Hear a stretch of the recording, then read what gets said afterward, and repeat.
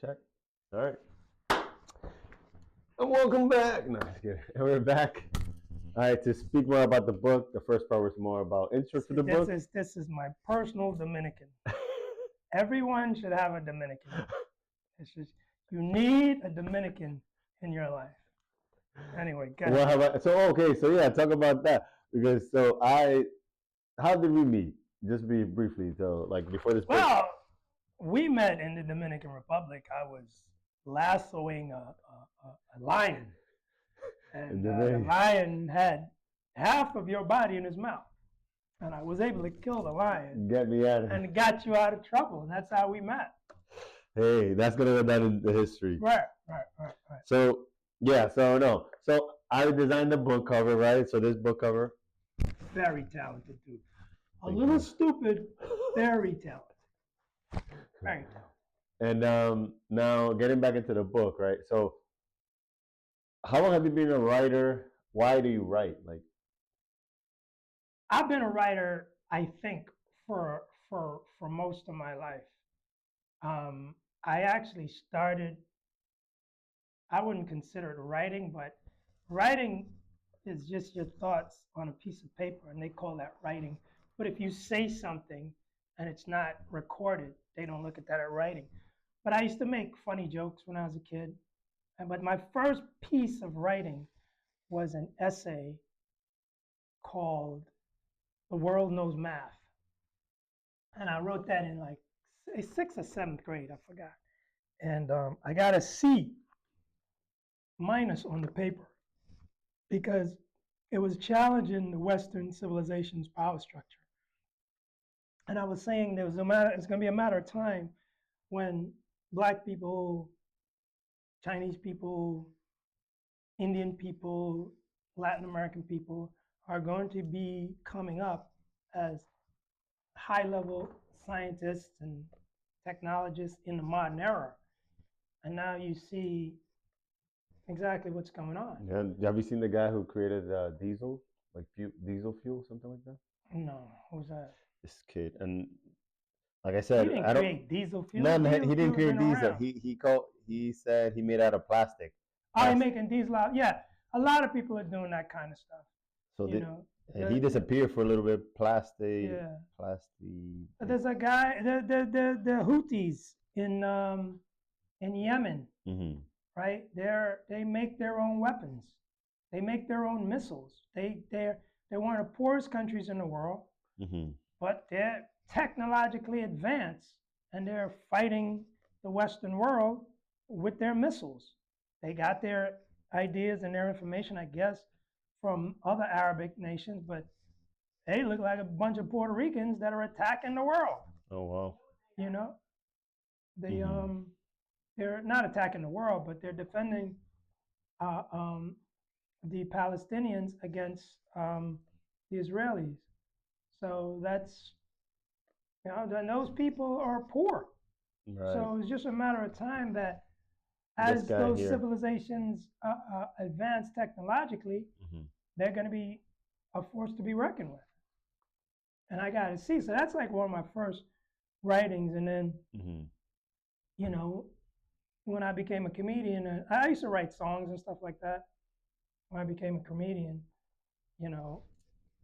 I didn't write as a comedian, but when I went on stage and performed, everybody thought I wrote that stuff, but I didn't write that stuff. I didn't write it down, but I wrote it. Right, like you created it. Yeah, but stuff like this, I write this stuff not to prove that Black people are dope or advanced civilizations, and I write this for Black people who don't know this. I don't write this to prove anything to anybody, to say, oh, I'm a human being, oh, we had this. A lot of our people and a lot of other people, whether they be Asiatics, whites, whatever, they don't know this.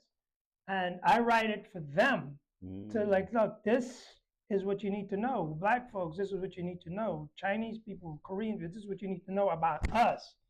But it's not like, I'm better than you or we better than you. And I'm damn sure not writing it to prove to you that I'm equal to you. It's like Malcolm X said, who the hell are you to be equal to? You know what I mean? So that's one of the reasons I write in this vein. I write in several veins, but like I got a book on Floyd Mayweather coming out. You designed the cover, Mm-hmm. and I got a book on economics, and I got the book How to Make Love Like a Black Man coming out soon. We're working on that. Mm-hmm. Mm-hmm. So I write for a lot of reasons, but these particular books, they're Was this your first book that you published? And why did you choose this one to be the first one to be out? no. I've written books before. I got a book called Making It Through College, which is like a guide for kids who need to go to college and how they could do it in an easier fashion. And it has a lot of African history references and resources. Because when you go to a college, you may go to a college that doesn't have a Black Studies program. Mm-hmm. You may go to a college that may not have a good Black Studies program. So what I did was I like kids to go to college and learn something so they could come out, start a business, or go to work. And learning all this Black stuff is cool, but it might take away from your academic performance. So on the side, you have to learn who you are. You know what I mean? They're not going to teach Dominican history in public school. Mm-hmm. But if you're Dominican and you want to know Dominican history, you need to go on the side and you need to get your Dominican history on the side. You know what I mean? So that's how that goes. You you need to have that type of stuff when you're going to college, and you need to know how to go get it. And that's what I wrote in that book. I got another book called um, "Why Black Men Love White Women," and that book has a history and a treatise on how black women were treated in this country, how white women were treated in this country, and the whole amalgamation between the two specific races, black and white, Mm-hmm. and what gets black men to go after white women. So that was another book that I wrote, and it was in some similar vein in this. My boy forced me to write it because he's a big superhero fan, Mm-hmm. Marvel, DC, that's his thing. And he said I needed to write a book about the Black Panther. I said, why should I write a book about the Black Panther? He's like, you're a writer. That's what you do. Write a book about that shit. I was it's like one of them Negro commissions. Go write a book. So I did it. It took me a while because I didn't like the first editions. Mm-hmm. I was like, this sucks. So it took me a while, and then I left off, and then COVID hit, and I took off, and then I finished it up last year. Mm-hmm. And I think it's tight right now. Yeah. You know, What's your favorite part of the book? um, my favorite, my favorite part of the book is actually the research I did on India, because that country is such a weird country. In what way? Weird. They will say they're not black, Okay. and they be blacker than you. They be like blue black with like hair like mine, and say, "Mama, are you serious right now? You're not black. Look at you. Do you have a mirror?" And it's like they don't. A lot of them don't like black people. A lot of them have problems with black people, and it's like Mm-hmm. when I did the research on India, I found out so much black shit about India that I never really knew. I knew a little bit about it. I knew about the Dravidians. I knew about the Andaman Islands. I knew about that stuff. There's a guy named Runoko Rashidi Mm-hmm.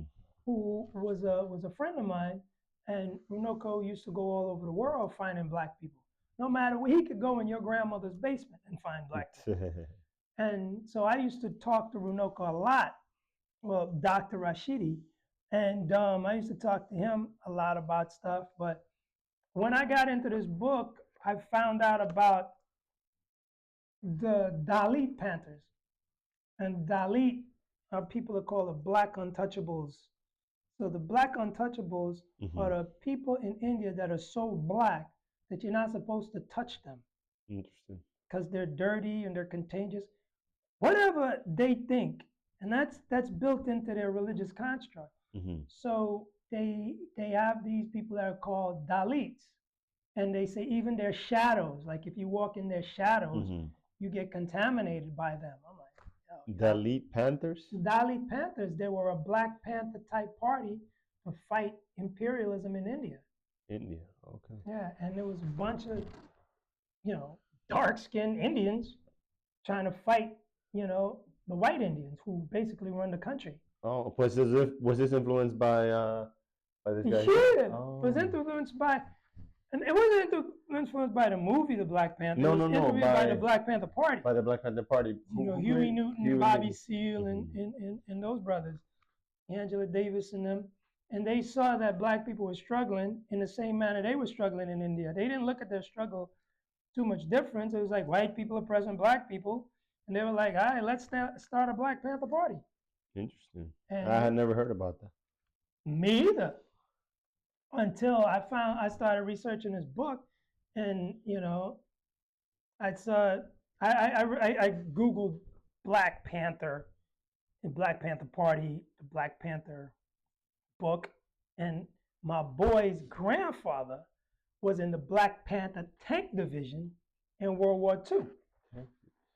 Yeah, there was a tank division. There's a bunch of Black Panthers. There's the Black Panther political party. Mm-hmm. That was in Loudons County, Alabama, mm-hmm. where they chose the Black Panther as a symbol for their political struggle. And then there was a Black Panther tank division in World War II. And then there's the Black Panther Party for self-defense, which is them brothers out of Oakland. Mm-hmm. And then there's the Black Panther, with the superhero, right? Chadwick Boseman, Black Panther, and so there's a bunch of Black Panthers, but they don't really cross-pollinate, no. Like that. So at the end of the day, I found that part of the book mm-hmm. very interesting, because knowing that Indians can be so racist against black people, mm-hmm. because my mom is black and my father is Indian. So my Indian side of my family, I really don't know who they are for the most part. But I could pick up the phone and call any part of the black side of my family and know what's going on. So the racism is there. People can deny it or whatever, but the racism is there. So when I found out all this black stuff, I knew the Indians were black. Columbus said they were black, and everybody in that area said they were black, and Herodotus said they were black. They were called Ethiopians. It's called Eastern Ethiopians. I knew that from Runoko Rashidi. Mm-hmm. But all these other details, and I found that fascinating. I found that incredibly fascinating. Mm-hmm. Yeah, so to you, this was a personal discovery, and from your background, for your people, and it brought something inside of you, like you unlocked a part of the world that you didn't know existed, pretty much. Yeah, I unlocked a part of the world that's an ancient black part of the world, and I didn't know that it existed like that. Mm-hmm. I mean, it's not that I didn't know that they existed like that. I knew the Indians were black. I knew Krishna meant the black one, the anointed one. Hare Krishna means save me, O black God. Mm. When you say the Hare Krishna's people, they're saying, save me, O black God. Every God is black. That's what I'm saying. Black people are scary. When you say Amen, right? Amen is a God named Amun. Uh-huh. And he's the black Sudanese God. And it don't get any blacker than the Sudanese. If you ever see the Sudanese, there's some black motherfuckers. But Amun is the black Sudanese God. And Krishna is the black God. And all these gods are black. But, they don't want to tell you that. And you see how dark he is? Mm-hmm, mm-hmm. And so it uncovered, I knew all that stuff since I was a kid. But as it relates to African Americans, I had no idea. I knew Indians were connected to the black world, the black diaspora.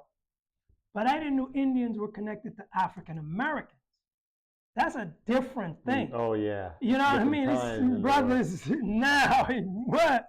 You know, they connected to these dudes. You know, the hip hop. Yeah. Oh, You you seen know, that Indian yeah, rapper? yeah, And yeah, he, yeah, yeah, yeah. yeah.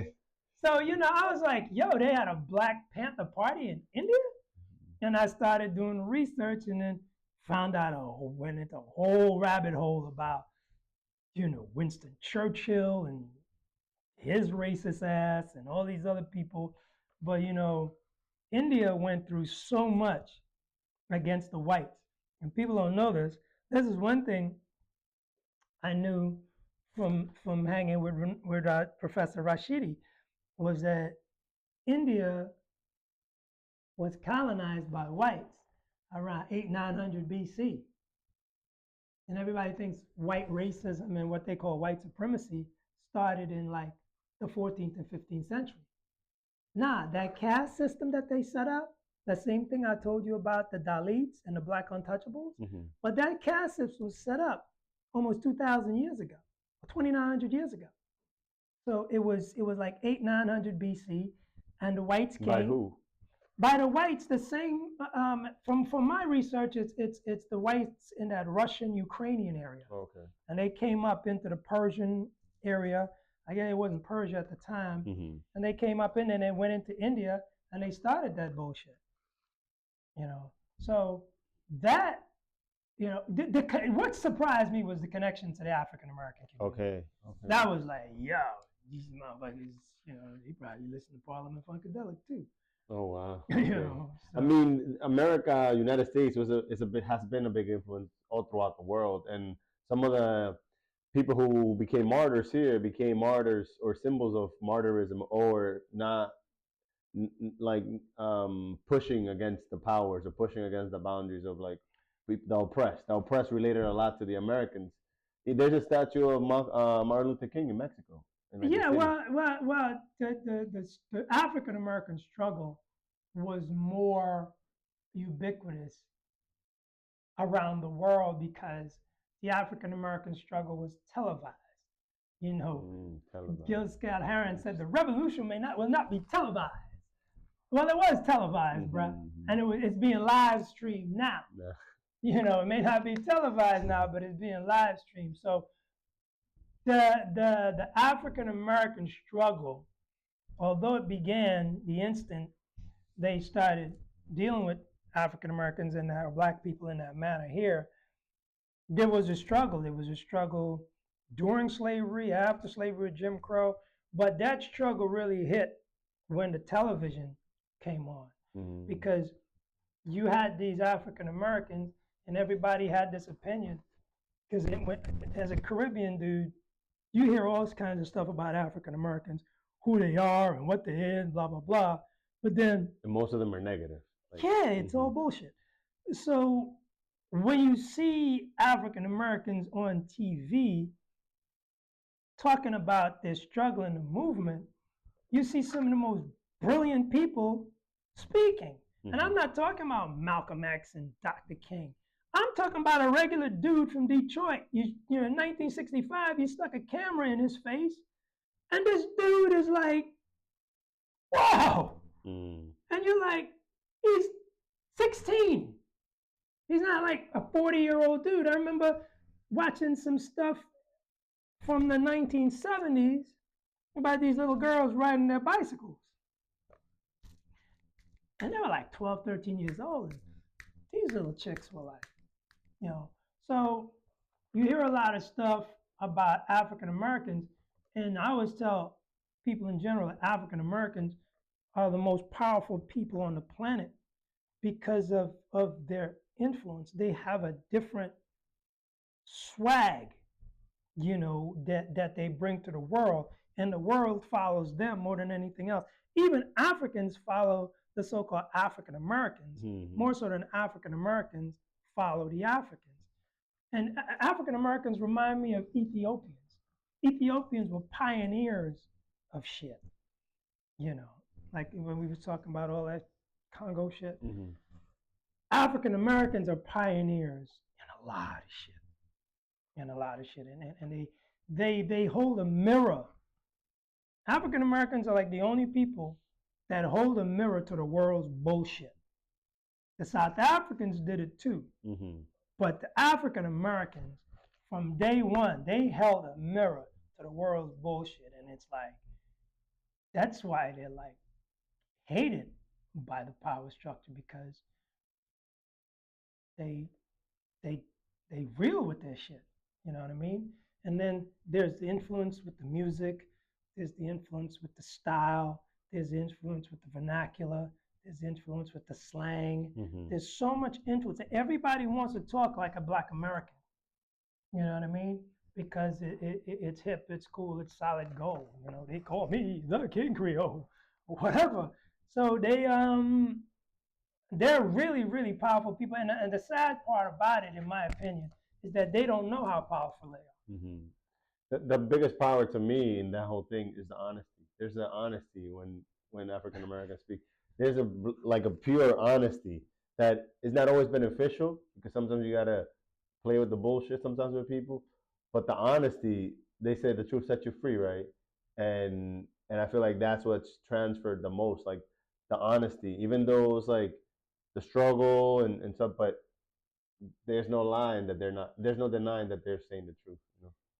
Well, a lot of Africans in general, because I've been all over Africa, a lot of Africans in general have that truth to them. But, you know, when you're the first people on the planet, you ain't got to lie to nobody. Mm. You know what I mean? And this is who we are. We are in that line. You know, from the Congo to California, we're the same people.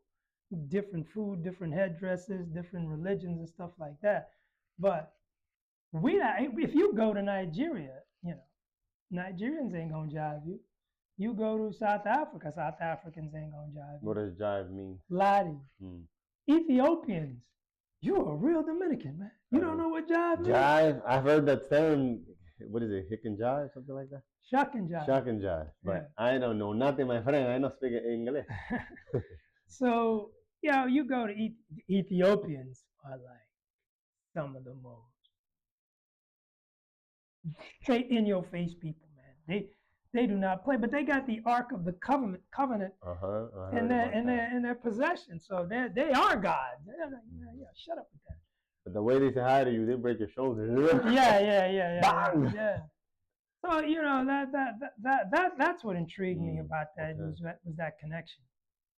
That's a long answer to that question. Yeah, that was a long answer, but it's a beautiful answer. You know, a lot of things can be gotten from there. So your favorite part was the connection of India and then that whole thing.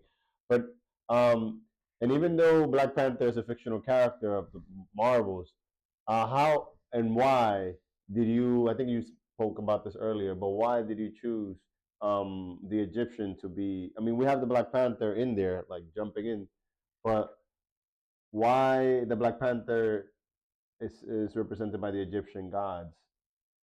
You know, what's real about that? Well, there's a story in history called the hero's journey, and there's an old guy. Well, he's dead now, but when I was a kid, he was an old guy. His name is Joseph Campbell, and he broke down Star Wars. He broke down all these movies. He wrote a book called Heroes of a Thousand Faces, and the basic premise is Heroes of a Thousand Faces was one hero with 1,000 faces. Mm. And that one hero is that brother named Haru. Which And is in the cover over yeah, there. this is Haru. Well, where are we at? Right. I can't. I wish I. Down. There we go, There right there. That's Haru. And so Haru is the original hero, and Haru went on a journey to avenge the death of his father. And that's the same thing that you know T'Challa was doing. He was avenging the death, you know, of his dad, and he was Mm-hmm. avenging, you know, the problems that they were getting from the outside world. So he was on a hero's journey. So that's why Wakanda is real because every story from Bruce Lee, you know, in Game of Death from Bruce Lee trying to find the dude that killed his little sister or made his little sister commit suicide. All these movies where a guy is going, die hard with a vengeance. Mm-hmm. It's all the hero's journey. And as a writer, because I write movies too, as a writer, you take a writing class, they will tell you about the hero's journey. Mm-hmm. And on that journey, he's got to go from place X to place Y, and this movie takes place in that journey between place X and place Y. So that's what that's all about. So that journey, and that's why you chose Haru because he's the hero, and in Yeah. Black Panther, the hero is still symbolizing Haru is T'Challa. the original. Right. Haru is Bruce Lee. Mm-hmm. Haru is John McCain from Die Hard. Haru is whoever that chick is in Avatar. There are a lot of heroes of 1,000 faces, but the original hero was Haru. So hence hero, Haru, hero. hero. Uh-huh.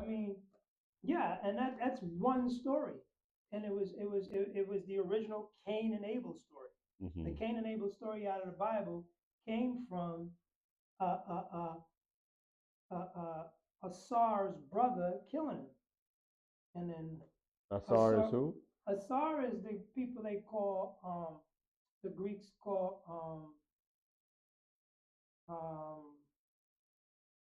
Osiris. Okay.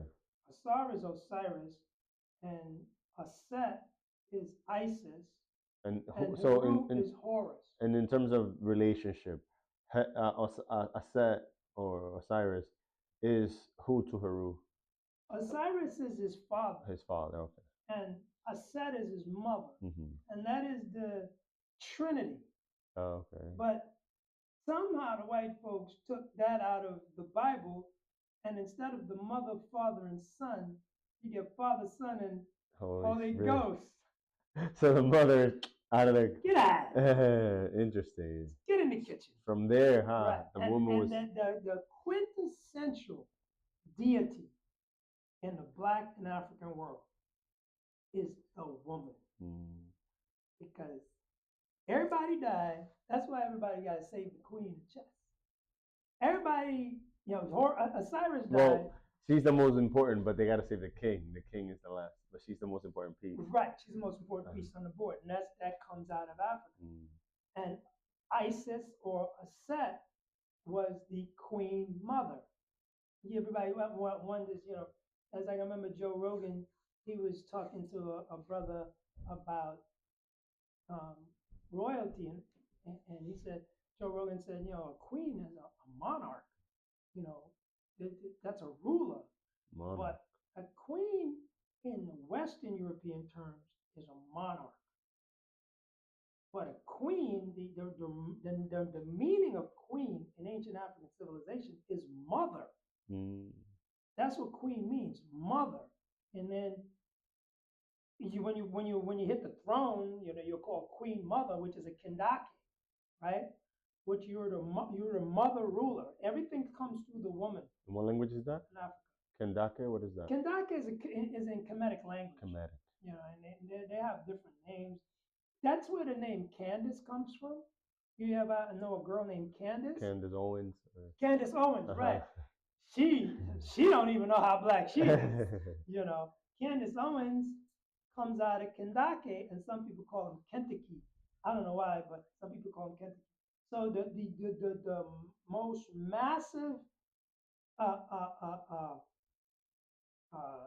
interest in the African world is that black woman, and they fucked all that up. Mm. They fucked all that up because you think you to be a man is to be in control of your woman. No, to be a man is to be in control of yourself and allow your woman to do what she needs to do, because if she's your woman, you ain't gonna have a conflict. You know what I mean? But we've created this conflict between men and women. Women are managers. You know what I mean? Let them do their thing. Let them manage. Men are just there, for problem solving. You know what I mean? Somebody's coming through the door. This is visceral. This ain't college educated shit. This is you're living in a hut. There's a lion coming. What you gonna do? Send your chick out? No, you gonna stab that lion, and then she's gonna cook him. Uh, You know, so that's what this is. I mean, when you come interesting. into advanced civilization and high level civilization, you ain't got to worry about lions coming through the door, but you still have that concept of allow your woman to be as equal to you as humanly possible, and your life will be a lot easier. Look, just now, your wife came downstairs. We ain't ask her for nothing. Hmm. She just knocked on the door, looking all over the house, trying to find an entrance to come downstairs to do what? Bring us Bring water us water. and Did feed. we ask her for water? No, But that's what they do, mhm. and you got to allow that to happen. But then if you ain't treating your wife right, you ain't gonna get no water. Yeah, you're not gonna for you dry up. Right, you're gonna go dehydrate. Go- Um, I appreciate that. I appreciate that example, and that's a quintessential thing, right? Like it happens every day, but if you allow it to be, if you give it space, if you cherish it, why you think all you Latinos, is it Latinos or Latinos? Latinos. Why you think all you Latinos call your daughter's mommy queen? You're uh, saying queen. okay. You just don't know it because you're Dominican.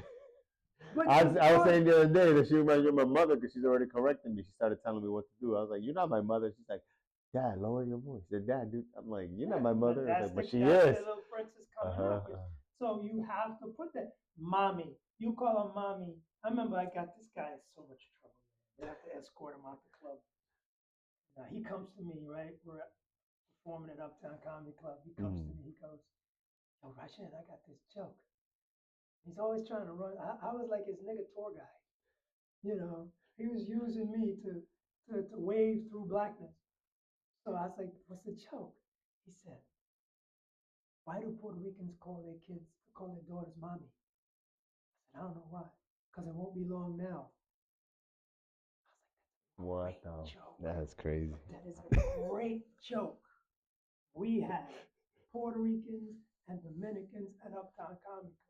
And these weren't your regular Puerto Ricans. These were your, what you want to do, Poppy? What you want to do? These were some hard rock Puerto Ricans and Dominicans, and they would come to the club. These dudes were hustlers. They was a regular Puerto Rican. Shit. And he got on stage and he did that joke. Why do Puerto Ricans call their little girls mommy? Because it won't be long now. And you saw every Puerto Rican in the house sit back. Oh yeah, yeah. And he got booed off the stage. And there were a couple of brothers outside, yo, Papi, come here, let me talk to you a second. Come here, let me holler at you a second. He had to be escorted out the club, put in a cab. But the real reason Puerto Ricans and what's your people, Dominicans, It's Platanos now. the Latinos, right? Platanos. They call the kids mommy, they call them queen. And, Mm. and, and it is expected that she becomes a mother. Mm. It's expected that because that's your legacy. Mm-hmm. Your grandmother, your mother, your daughter, and then your daughter gives you a great granddaughter, whatever. That is the lineage. You're not here, to be an astronaut. You're here to continue the civilization. Now, if you want to go to NASA and be an astronaut, Mm-hmm. fine, but you're gonna get knocked up someday with your aeronautical degree and all that stuff. Your job as a woman is to make babies, and your job as a man is to continue to race by making babies. Mm-hmm. And that's where the mommy things come in, and everything goes through the woman in Africa. If you're a king, your line can't come through your father. You can't be king through your father. You have to be king through the queen mother. No, I didn't know that. Yeah, you have to be king through you can't become royalty through the queen mother. If you watch the ISIS thing, ISIS or a set picture, it's the lady Let's see. and the boy sitting on her lap. Okay? Anytime you see ISIS pictures, you see ISIS with her crown or whatever, and she's sitting on a chair and the baby's sitting on her lap. Well, that's the original throne, the mother's lap. So when you see her and you see Horus sitting on her lap, it's like boom, This that's the next nigga in line. Horus, you know. This image, right? The Yeah. And when you're sitting on your mother's lap as a little boy, you're sitting on the queen's throne. Isis and a horse. Isis and Horus here. You know, there's all kinds of pictures you can find There we out go. there. Yeah, you see Yeah. the baby chilling with the mother on the lap. Well, that's the throne. You know? That's the same image of Jesus and Mary, huh? Yeah, that's where it comes from. A lot of people don't like that because they think it's some other shit, and it comes out after. That's an image I've never seen. The art, science, healing, Isis, Horus, and Bess. Interesting. But that's an ancient picture. But it only makes sense. You know, Yeah. I always tell people think about it. Think about humanity, right? And think about you being the first dude on the planet. You don't know nothing. You ain't been to school. You ain't been to high school. You're just there, and a baby comes out of your woman, and he looks just like you, or she looks just like you. Mm-hmm. And then another baby comes out of your woman. How are you going to view that woman? She creates life. Life lives in her. And then you go thousands and thousands of years later, and you see that that's what the woman does. She creates our civilization. You're going to revere her. You're going to want to protect her because that is your future. When you get old, your kids are going to take care of you. Your kids are going to help you out in your age. But where are those kids coming from? Mm-hmm. It's coming from the woman. So the Africans were like, "Oh, well, yeah, well, we can't fuck around with this." Is there a chapter in your book that you speak about that? That I you speak think about the so, but mother? not in this length. But there's some stuff about that in there. Dr. John Henry Clark has a couple of passages in here that I wrote about, and I wrote about the Isis and Osiris thing, you know, in some detail. What are some of the chapters in your book, like that you have there, that were interesting, like topics or titles? One of the interesting topics was the fighting, the martial arts in there. Found out, you know, a lot of African American martial artists, influenced martial arts throughout this country. What Mm-hmm. y'all call mixed martial arts, black people was doing in the 60s, 50s. Bruce Lee with his Jeet Kune Do and all that. He combined styles. Black people were doing that for years. And then there's ancient African martial arts. You could see the Give me a kung fu name of wars, one of those martial arts. African American martial arts. African American martial arts or African martial arts that you know? I don't know too many ancient African martial artists by name, Uh but huh. African Americans you can go with Sensei Le Puppet. You can go with George Cofield. You can go with How do you write Le Puppet? huh? How do you write Sensei Le Puppet? Just put Thomas Carroll and Oh, it'll pop up because that's his real name. Thomas. They used to call him the Puppet because he could imitate styles. Just put Martial Thomas art. Carroll martial arts. Or La Lapuppet. That's the French Let's see for what puppet. this. Yeah, that. Oh, this Now guy. that's George Cofield. He was a savage. That dude was no joke. He was Shotokan karate. And there's also Hawk Frazier. There's Master John Dinkins. There's Master Steve Muhammad. There's a whole bunch of brothers, and a lot of those people influenced the Black Panther fighting scenes. One of the guys that trained Chad Boseman, I'm gonna just say this. Mm-hmm. That's all I'm gonna say about this. Chad Boseman used to train at American Jiu Jitsu right down here on Washington Avenue. In Brooklyn. Right. And uh, Maurice Crump, who studied uh, Sinuka Jiu Jitsu, trained Chad in fighting for the Black Panther. Oh, interesting. So they're all connected. And that was one of the things that was interesting. Another thing that was interesting was the Black history that was in the Black Panther. It was like reading a Dr. Clark book. That's why this book is so important, so you can know the history that went into that film and know how to apply that history and that knowledge based on the narrative of that film to make your life better. Because what Wakanda was a civilization that had rules and order, culture and customs, and things that were customary. And a lot of people say African Americans don't have any culture. Heard that all my life, or they don't have culture. African Americans have vast culture, but they were forced to abandon a lot of that stuff. Mm-hmm. So it's not that they don't have culture; they've abandoned a lot of it so they could balance their existence in European culture. Right, to become civilized. Right. But they have to get back to that. And that's why this book is so important, so you can understand how to deal with women.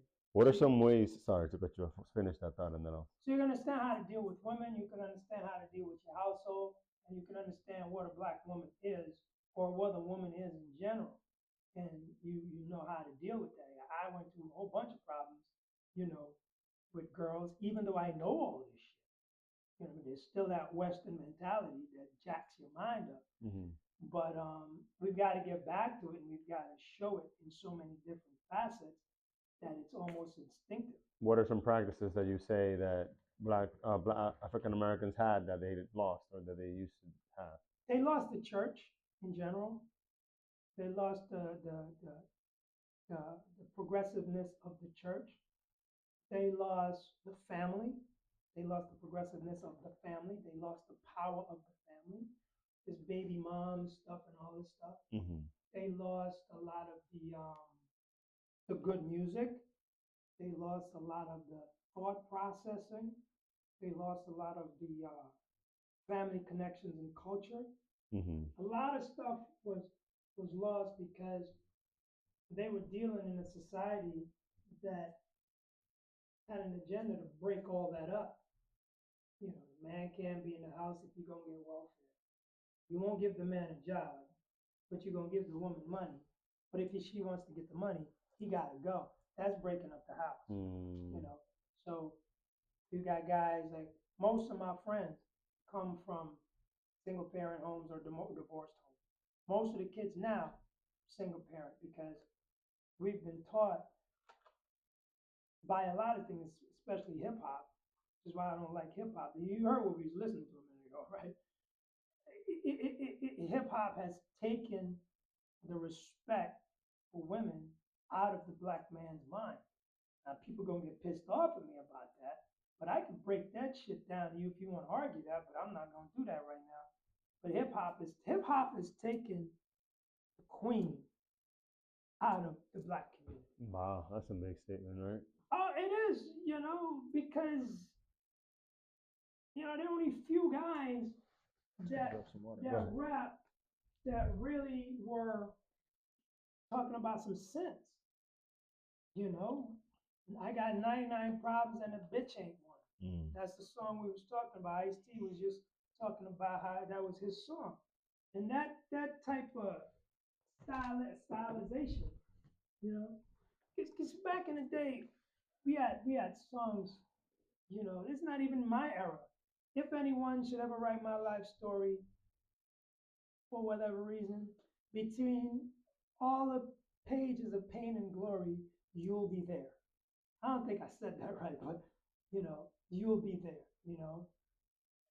That's the name of the song. You'll be there. No, that's Gladys Knight. Forgot the name of the song, but if anyone should ever write my life story, you'll be there between all the pages and glory, because you're the best thing that ever happened.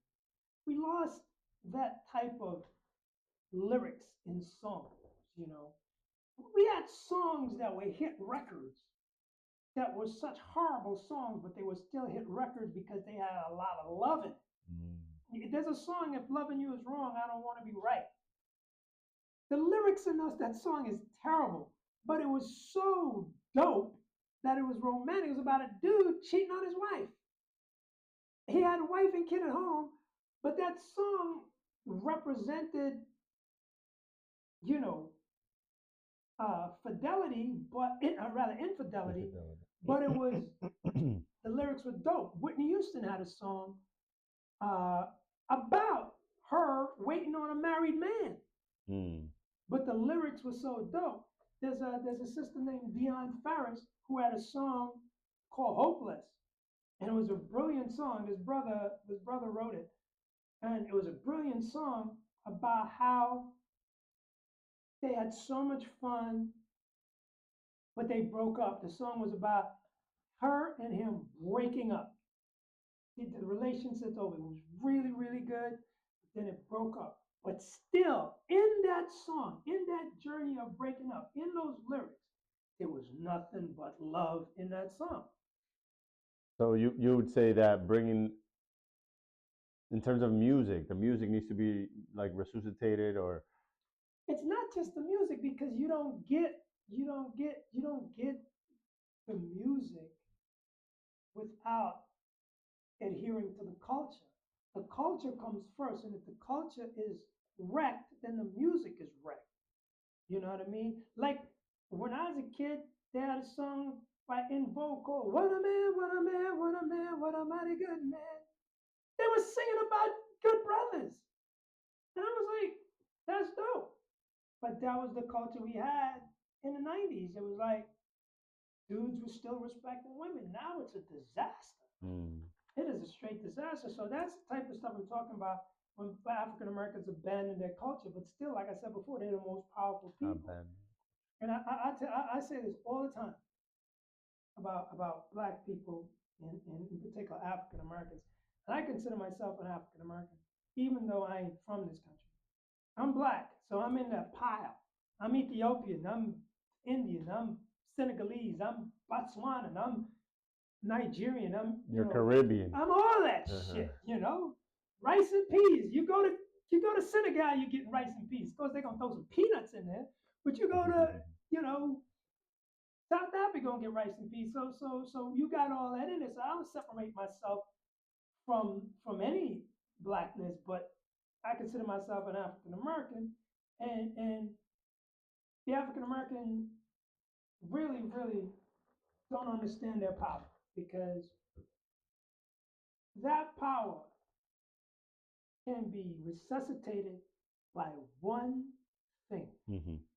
One thing can resuscitate that power. What do you think that one thing is? One thing. One action between the black man and the black woman. What do you think? Respect? Respect? I don't know. It has that, but a physical gesture. A hug? An embrace? You're getting close, Dominican. You're getting close. Holding your woman's hand in the street. Ah. That says so much. Damn, that's That's some simple, right? Simple. simple. Holding your woman's hand in the street as you walk down the block. Damn. That is the most powerful statement you can make. That's funny. And that's crazy, because the other day Amira and I were walking and we had a while when we were dating, she was in my arm. She was like locked in like this. As we get, now we have 10 years married and it's like now we hold hands. Or now we walk beside each other and we just know we're connected, but there's no need to have this tether because now we know we are There's each no other. need for you. Right. In my mind, like in the mind. There's no need for you and her. Mm. We're not talking about you. Mm. We're talking about the black race. Mm. We're talking about sending a message. You don't have to send anybody a message that you love your wife, Mm. but you send a message to the rest of the world. This is my wife. I love her. And then if 30 other niggas is holding their woman's hands, there's gonna be some powerful shit. That's true. That's very interesting. And because the locking of the arms and stuff, that's cool, but that hand holding is more powerful. Mm-hmm. And that's what you got to do. Even if it's sweaty, pull off, wipe a little bit, and do your thing. And you got to show the world, I love my black woman. Period. Wow. That's And powerful. once you show the world that, it's going to be very difficult for them to put a wedge between. They put that wedge between us because as men, we don't want to be seen like simps. Mm-hmm. We don't want to be seen like punks. I ain't holding nobody's hand. I ain't cuffing nobody, man. I'm doing my thing. And also, we want that separation. So if another chick is coming, Oh, right. they don't know that y'all together. Mm-hmm. So that other, he got an opportunity with that other chick. He might people coming down the block, and then maybe a couple of weeks later, he'll holler at her at the roti shop or whatever. But if you holding that in, you can't do that. Right.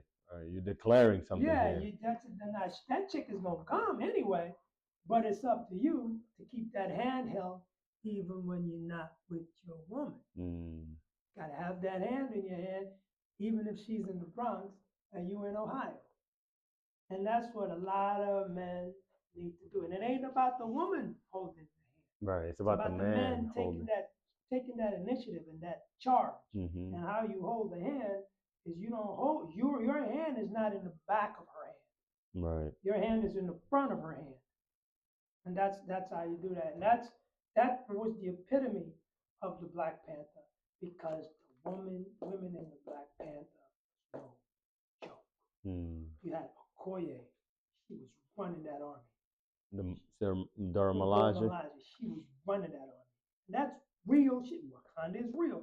That's Mm-hmm. real shit. Now, a lot of people say that that's the Ashanti, Uh-huh. but it's also in Merowe, they had ancient African warriors. In Ethiopia, they had African warriors.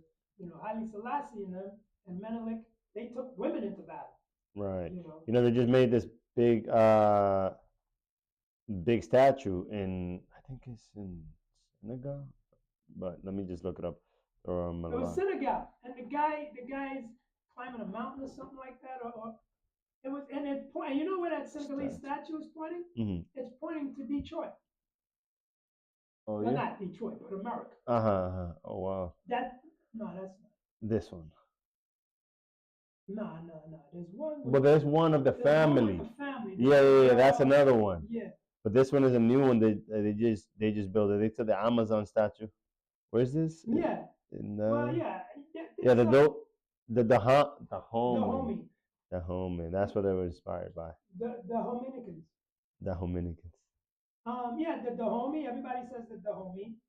Christopher Priest was a Black Panther writer, and I think he was the one that created the homie. Not the homie, the Dora Milaje. But those Black women warriors were in ancient Egypt. You know, Like, there was a woman. I forgot her name. She fought the Romans, and the Romans never came back. They never came into the Sudan. They tried to come in. I think her name was Amarenius or something like that. So there was another lady, Queen Nzinga. She fought the Portuguese for 50 years. She had her own army. She ran the army. And then another lady from Nigeria, Queen Amira, not Amira. I think it's Queen Amira from Nigeria. let me see. She was a young teenage warrior queen. So So the women were the in the women could front fight. line. The women Mm-hmm. could fight. You know. There's a boxer named Clarissa Shields, and everybody says, No, you know, this one didn't pop up. Oh, but yeah. she's like the best female boxer ever. I'm not trying to throw hands with her. Could I beat her? I don't know if I get a good shot in because a man's punch is different, but these women can fight. Mm-hmm. There's a lot of warriors. So and then Lupita Nyong'o's character, she was she was a spy. She was a spy, Oh yeah, yeah, you yeah. know, and then the queen, that's the one. That's the See the statue. lady and the little boy, okay, and I don't know if it's a little boy, but A it's a little, baby. a bit, It's yeah, some a kid. child. That's that's facing directly across the shores to America. All right, so let's see where that statue is. Let's look it up on the map. What's the statue called? It's called the African Renaissance. Uh, I think it's in Senegal let's look it up. African. because it looks like that dude's carrying a bag of peanuts. Oh, there it is. Okay, so it's in. Yep, I think it's Senegal. Oh wow, yeah, Senegal in the car. I mean, not the car. The what's it called? How do you say that? Gidawe, What? get Gidawe, Senegal. Anyways, in the edge of the Atlantic Ocean, where we Right, put and it. it's that statue is pointing directly to Black America. And those are things that we need to know. We need to know that we gotta stop being mean to each other. We gotta stop all this nonsense, and we gotta get back to who we were. Because in the '60s and the '40s and stuff, black people were tight. We didn't start killing each other wholesale until the '70s and '80s with all this dope dealing competition and stuff like that. And that's the worst thing that ever happens to any community in the world. Drugs. Hmm. Do you touch on that in there? And yeah, I talk about the opium wars. I talk about the crack epidemic.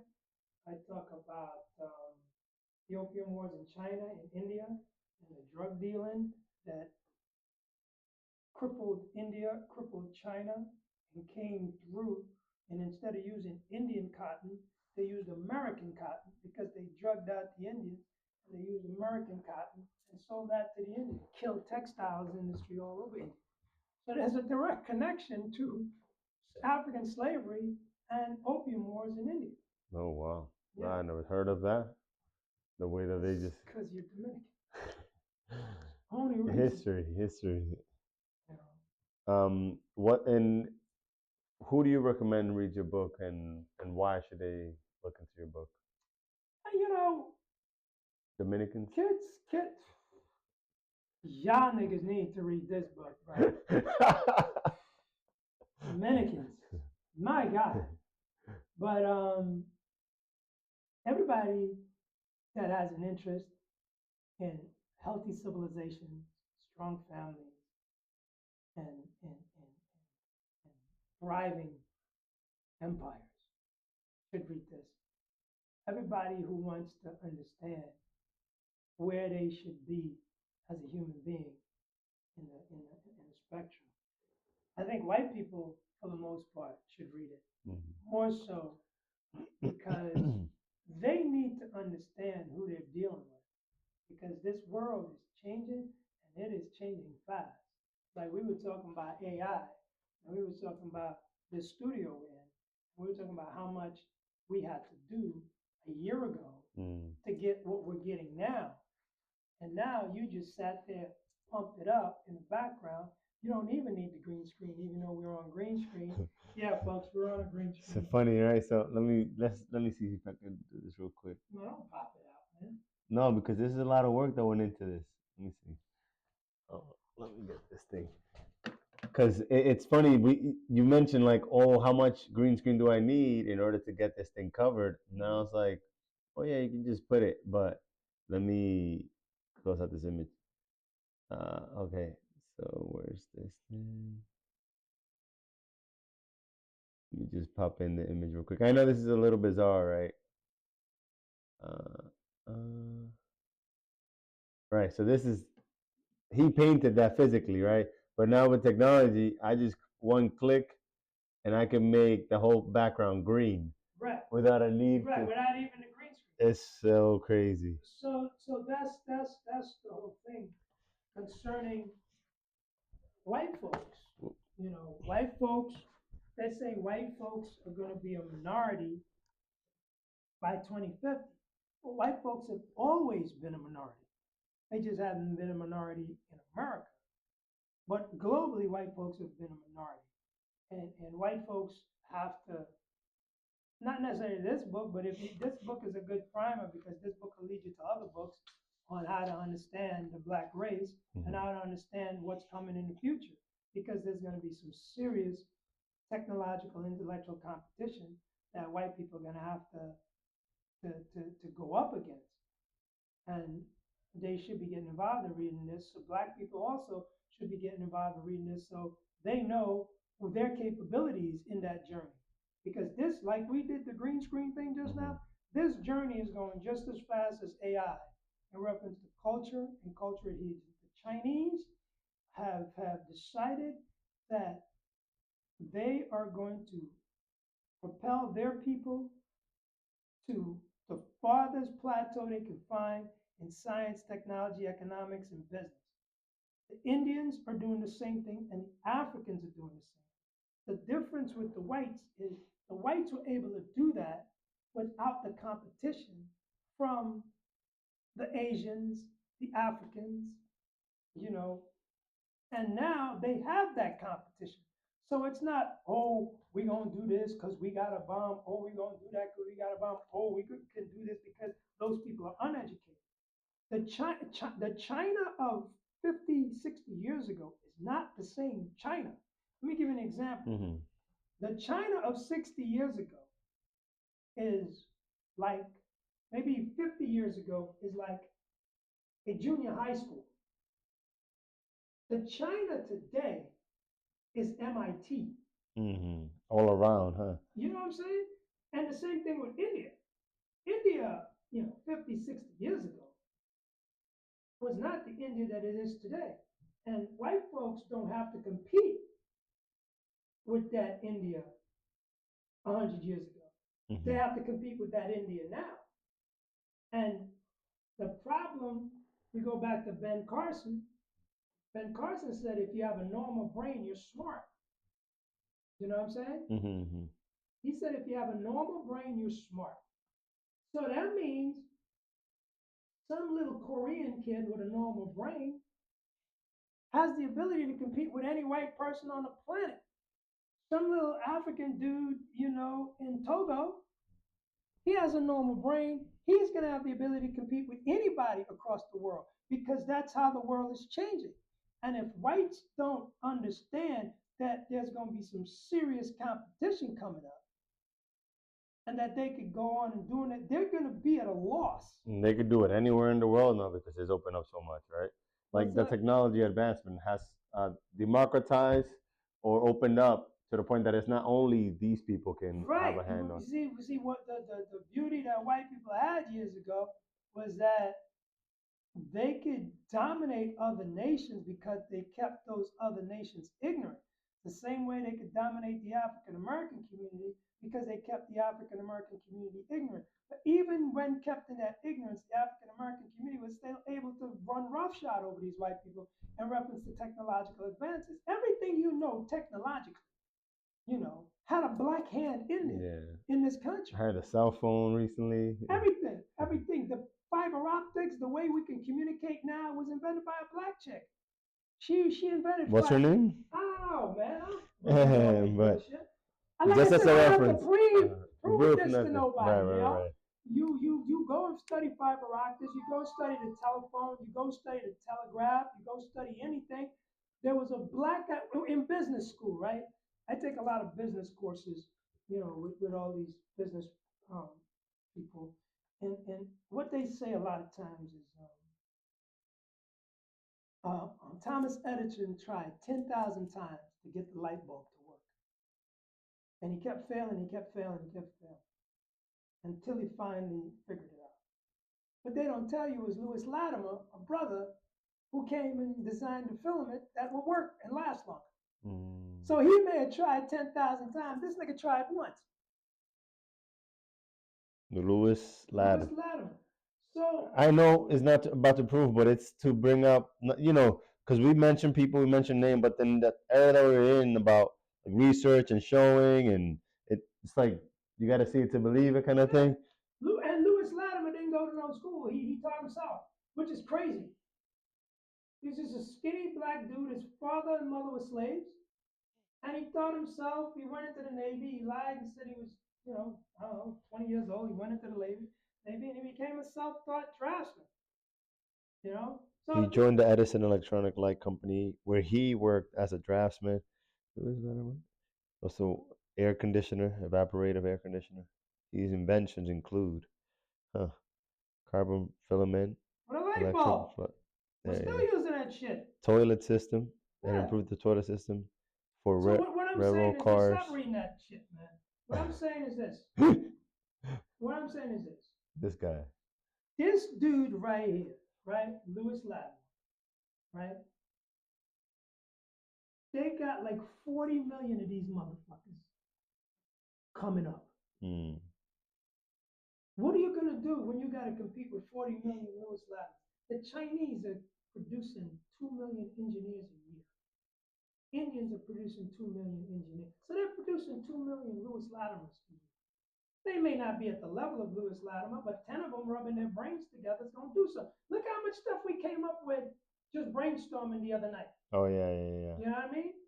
So once these people start doing their thing, it's going to be problematic.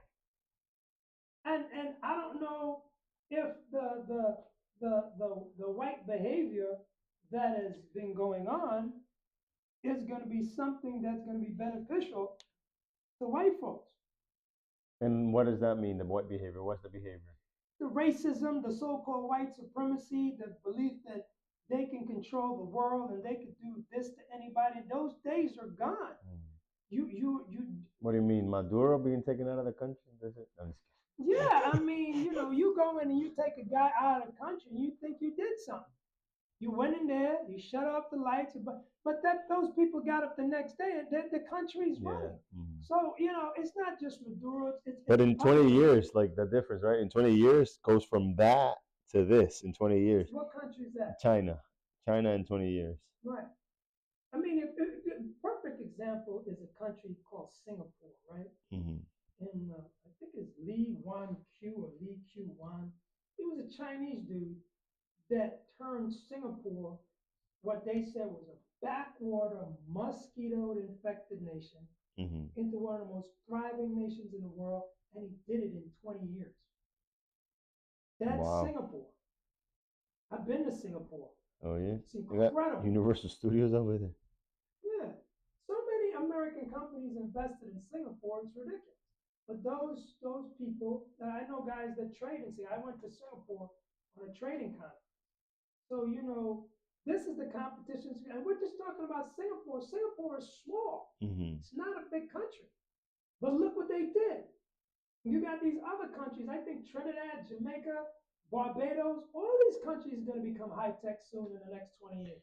You see, so recently there's a streamer called I Show Speed that he's in Africa right now. Who's that? He's touring Africa, and he just did a he did a drone shot of, let me see, I Show Speed drone shot of, I don't know what country it was, but he's a young kid from Ohio that is going One of around. my favorite states.